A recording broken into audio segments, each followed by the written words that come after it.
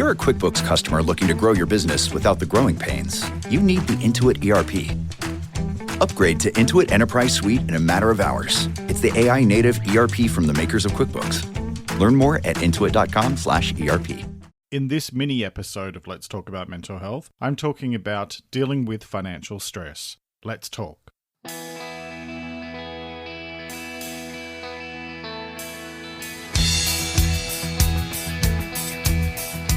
This is Let's Talk About Mental Health, a weekly podcast about mental health and well-being, hosted by Jeremy Godwin. Let's talk about mental health, because the more we talk about it, the easier it gets. Hello and welcome to a bonus mini episode of Let's Talk About Mental Health, the weekly podcast about improving your mental health and well-being. I'm Jeremy Godwin. Thank you for joining me. This episode is going out on Wednesday, the 25th of March, 2020. And I can't believe now I have to actually flag the date in these podcasts because things are changing so rapidly. We are all facing one of the most challenging situations in decades, if not longer.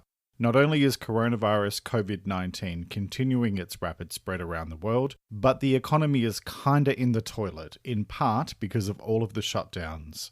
I'm sure that many of you have either lost your jobs, had reductions in hours or pay, or you probably know someone who's been affected financially. First, let me say this. To the millions of people around the world who have lost their jobs, I am truly sorry for what you're going through. I've been through it myself a few years ago, and at the time, I thought it was the end of the world. So with that in mind, I'm going to share a few bits of advice for dealing with financial stress while still looking after your mental health. Now, before I get into the advice, a quick disclaimer. Any advice and information in this podcast is general only and does not take into account your particular circumstances and needs. I make this point because, at least here in Australia, as I'm sure it is elsewhere, personal financial advice can only be provided by an individual who is licensed to provide that kind of advice. So should you require more detailed advice that is around your specific circumstances, please see a qualified professional. With that said, let's get into some general advice. First things first, acceptance. I firmly believe that the beginning of dealing with all of this is to accept the situation as it is.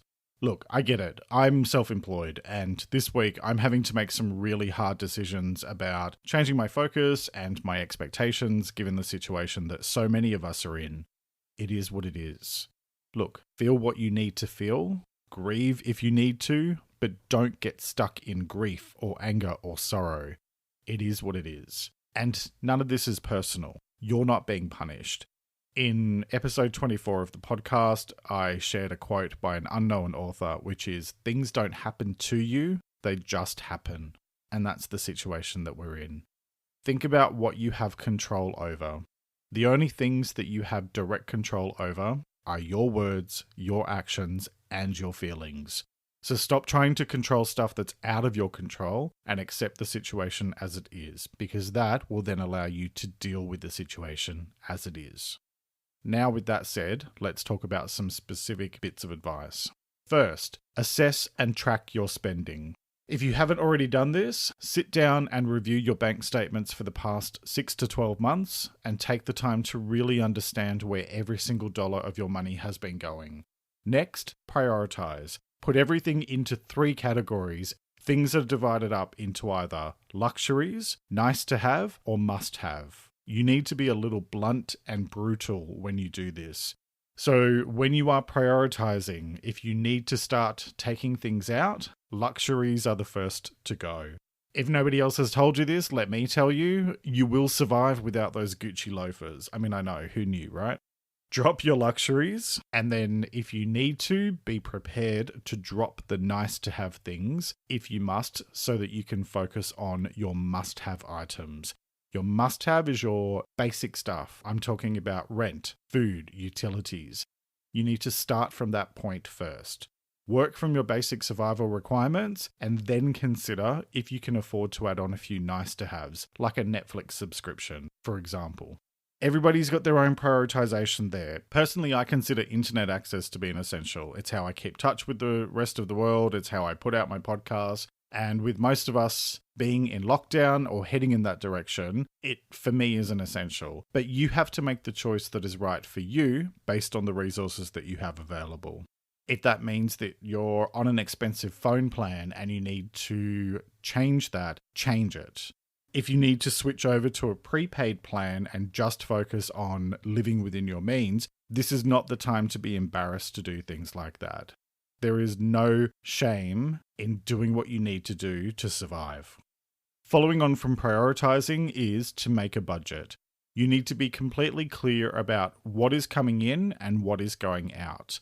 Every single dollar and cent needs to be accounted for. Whatever your situation is, make a budget that calculates your weekly, fortnightly, monthly spend right down to the last cent so that you know exactly what needs to be paid and how you're going to manage what money you do have.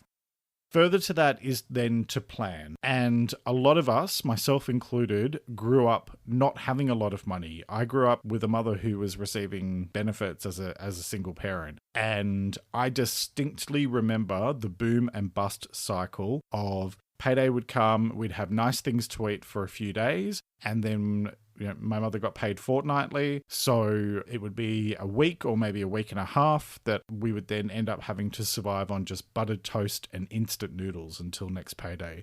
Don't get into that cycle. Create a plan so that you don't have ups and downs if you can help it, because that will enable you to be more consistent, which then may reduce the impact of all of this uncertainty on your mental health. Try to keep things as consistent as possible. Now, as part of that, the next point is if you need to make changes, make changes. And if you need to make tough decisions, then make tough decisions. A really basic example here is if you're prone to online shopping and you can no longer afford it, stop browsing online stores if you're an emotional purchaser. You need to make tough decisions. I'm supposed to be doing a postgraduate degree online. However, this week I've made the decision to postpone that indefinitely because this is not the time to be running up more student debt. Some choices are difficult, but the easy choice is not always the right choice. You do what you need to do to make ends meet. Speaking of, one of the things that worked really effectively for me when I was out of work was to put money away in a separate account for regular essentials like utilities, petrol, internet, car registration, etc., and then add to that regularly every time I got paid. So if you've not done this before, I highly recommend you open another account if you don't already have a spare account. Please make sure that it's one that doesn't charge you fees just to have the account open. There is plenty of choice out there in terms of banking. There are plenty of free accounts from banks that are covered by government guarantees for deposits. Don't pay extra for an extra account if you don't need to. Work out what your average monthly, quarterly, or annual expenses are. Divide them by 12 for monthly if you get paid monthly, 26 for fortnightly, or 52 for weekly, and then put that amount away religiously. For example, if you know that you have to pay $520 a year on car registration, then divide that weekly and put away $10 a week. It will make an enormous difference. You will be less inclined to miss $10 a week than you will be having to scrounge around to find $520 when registration comes. Like I said, I did it when I was unable to work, and it was one of the best things that I could have possibly done because I knew that the money was there when I needed it for the basics. Even though things were very, very tight in order to make that happen and still pay my rent, it made a difference. If you can, put aside a little extra to treat yourself every now and then. Even an extra $5 or $10 here or there means that you can then later on treat yourself with a book purchase or a movie rental, because those little things will make a huge difference to your mental health. That leads into my next point, which is that you do what you need to do. When I was completely broke and I could not find the money for rent, I held a couple of garage sales and I sold a whole bunch of stuff on eBay. Now, I know that we cannot exactly have garage sales at the moment, but you can certainly look at what your options are. If there's stuff that you're able to sell online, sell it. My point is that you do what you need to do to make ends meet. And if that involves having to let go of some things that you treasured, so be it. It's just stuff. Now, I've talked about rent a few times. If you do rent, talk to your landlord as soon as possible if you haven't already done so. Let them know what your situation is and see what options you might have. They may not be willing to work with you to find a solution, but then again, they might. And if you don't ask, you don't get. Speaking of speaking to people, speak to your creditors. Explain your situation clearly and find out what hardship provisions they have in place.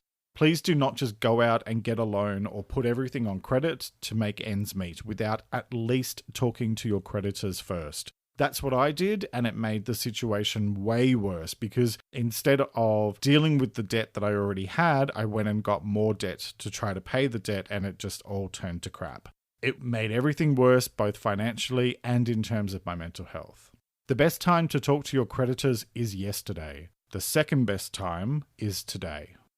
Further to that is about making financially responsible decisions. Remember, we have no idea how long all this is going to go on for, or how long it will take things to return to some semblance of normality afterwards. I'm going to be really blunt here. The reality is that we could be facing many months or possibly years of economic issues because of this, so do not make short-sighted decisions. Another thing that you can do is to review your living arrangement if you really need to. If you have to downsize or make changes, then you might need to make a decision to move back into the family home or maybe move in with a relative or friend. If you have a spare room, consider renting it out. Let me just say here, if you are moving in with friends or relatives, please make sure that you have a very clear agreement in place about who pays for what, and preferably in writing, because that will save you some issues later on down the track potentially. Okay, so those are all financial related actions, and I want to now talk about a couple of things that are mental health related quite specifically. And the first is address stress related to financial difficulties. So don't try to just avoid, if you are under stress around finances, don't try to just avoid it. And also don't self-medicate or do things like, drowning out your sorrows by getting drunk, because it will just make matters worse tomorrow. That's my point before about, as scary as it might feel, as confronting as it might feel, this is the time to tackle things head on and work out where you are and what the reality is so that you can then move forward from there. Also, at this time, prioritize your mental health. If you need to regularly see a professional, like a therapist, or if you take medication to deal with your mental health issues, or both, make that a priority. Please don't skip these essential actions because you will just make things worse for yourself in the future. Look after your mental health because it's the most valuable thing that you have. Another piece of advice is to ask for help. This is not the time to try to be strong and independent. If you need help, ask for it. Lean on your community, even if it's just for a mutual shoulder to cry on when you need an outlet. If you have relatives or friends who are able to assist you financially, then the time for holding back because of pride or fear has passed. Ask for help if you need it. And then my final point around mental health at this time is fairly similar to what I've already been saying, but I just need to reiterate it. Take action now. Don't leave things until the problem gets worse, so do what you need to do. Take action now. Look, there is absolutely no denying that these are difficult times. The thing about difficulties, though, is that how we get through them is up to each of us. Regardless of what's happening in the world around us, we always have the option to choose our response. So what is your choice? Will you give in to fear, or will you hold on to hope? The future is not written, and all that you can truly do is to focus on today. Do what you can to work through your situation and be as positive as you can, and take things one step at a time, one day at a time.